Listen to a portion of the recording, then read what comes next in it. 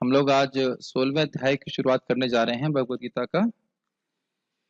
पहले हम लोग उसकी महिमा पढ़ेंगे।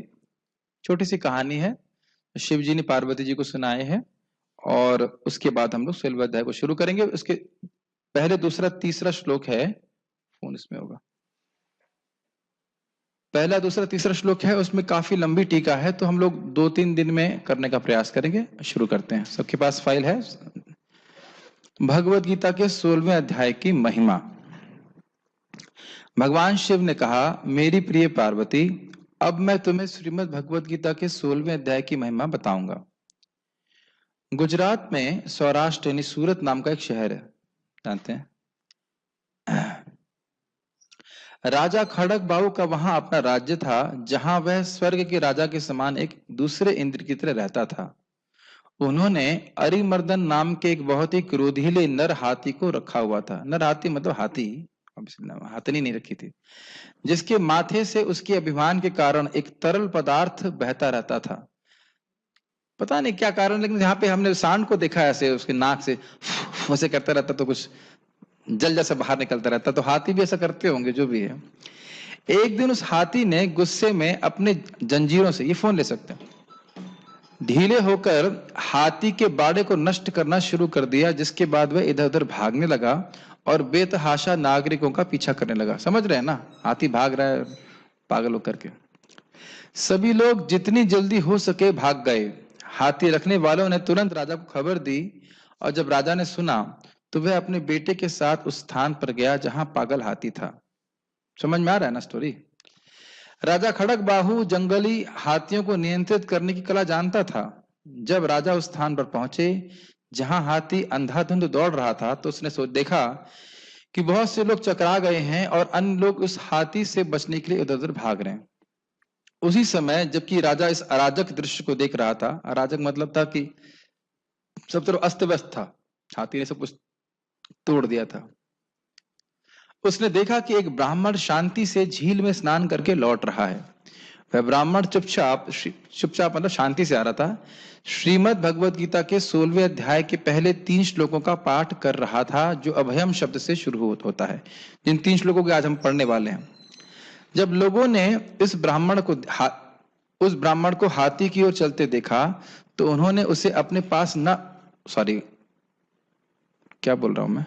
जब लोगों ने उस ब्राह्मण को हाथी की ओर चलते देखा, तो उन्होंने उसे अपने पास न आने के लिए कहने की कोशिश करी। मतलब हाथी इधर मत आओ, इधर हाथी परेशान कर रहा है।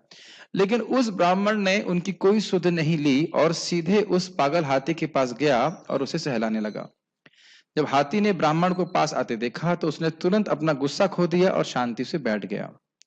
उसके बाद ब्राह्मण ने कुछ पल के लिए हाथी की पीठ थपथपाई, फिर वह, 2 शब्द नहीं होने चाहिए, फिर वह शांति से अपने रास्ते पर चला गया। समझ गया, ब्राह्मण को देखा, ब्राह्मण ने सहलाया, हाथी शांत हो गया। जब राजा और उन सभी नागरिकों ने इन अद्भुत घटनाओं को देखा, तो वे चकित रह गए। राजा तुरंत गया और उस ब्राह्मण के चरणों में गिर गया और उससे पूछताछ की, ऐसी शांति और अद्भुत शक्तियों को प्राप्त करने के लिए आपने क्या तपस्या और पूजा की है? ब्राह्मण ने उत्तर दिया, मैं दैनिक श्रीमद् भगवत गीता के 16वें अध्याय के कुछ श्लोकों का पाठ करता हूँ। कुछ का मतलब पूरा भी नहीं करते हैं, पूरा अध्याय भी नहीं कर रहे। ठीक है। भगवान शिव ने कहा, उस राजा ने ब्राह्मण से महल में आने का अनुरोध किया, जहां उसने उसे 100 सोने के सिक्के दान में दिए, और उस पवित्र ब्राह्मण से अनुरोध किया कि वह श्रीमद् भगवत गीता के 16वें अध्याय के उन श्लोकों के पाठ में उसे निर्देश दें, कैसे करना चाहिए। जब राजा खड़ग बाहू कुछ समय के लिए उन श्लोकों का उच्चारण कर रहे थे, तो वह एक दिन, कुछ समय के लिए बोला था ना, श्लोक बोल दिया था गलती से। जब राजा खड़ग बाहू कुछ समय के लिए उन श्लोकों का उच्चारण कर रहे थे, कुछ समय मतलब अभ्यास के कुछ दिनों तक या समय तक, तो वह एक दिन अपने पहरेदारों के साथ उस स्थान पर गया जहां उस पागल हाथी को रखा गया था, और हाथी रखने वालों को उसे रिहा करने का आदेश दिया। वही हाथी जो परेशान किया था। उस समय नागरिक यह सोचकर राजा से नाराज हो गए कि हाथी फिर से अंधाधुंध भागना शुरू कर देगा। राजा उस पागल हाथी के सामने गया, जो तुरंत बैठ गया, और वह राजा उसे सहलाने लगा।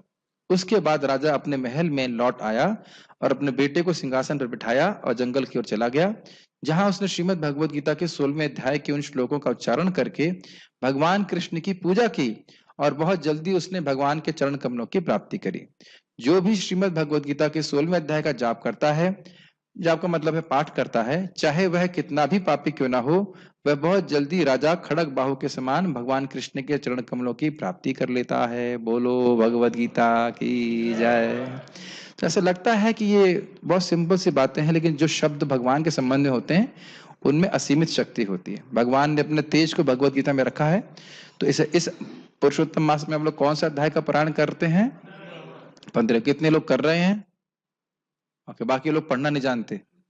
समय कम होगा, शायद भगवान को 25 घंटे देने होंगे तब कर पाएंगे। तो जो लोग नहीं करना शुरू किए वह सब लोग कृपया संस्कृत के, कहेंगे प्रभु जी ऑडियो नहीं पता है, तो आप ग्रुप ज्वाइन कर सकते हैं। नहीं करेंगे साथ में, खुद भी कुछ करना होता है कि नहीं? रोटी तो खुद खा लेते हैं ना, कि उसके लिए साथ की जरूरत होती है। आलस नहीं करना चाहिए, सुबह सुबह कर लेना चाहिए। ठीक है, जपा के बाद आप जपा जैसे 9-10 बजे तक खत्म कर लेते हैं, उसके बाद ब्रेकफास्ट के बाद सब खाना वाना खाने के बाद बढ़िया से एक अध्याय का पारायण कर लेना चाहिए। इतना मुश्किल नहीं है, लेकिन प्रभाव बहुत शक्तिशाली। सुने थे ना पिछली बार कितना शक्तिशाली प्रभाव था। ठीक है।